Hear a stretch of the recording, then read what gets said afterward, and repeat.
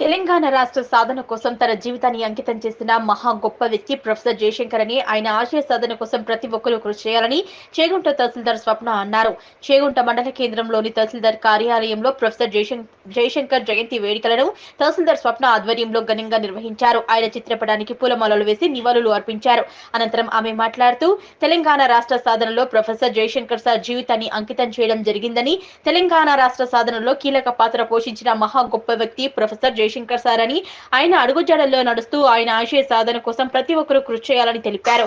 ఈ కార్యక్రమంలో revenue inspector nursing Yadav, మండల సర్వేయర్ రవీందర్ రెడ్డి, కార్యాలయ సిబ్బంది పాల్గొన్నారు.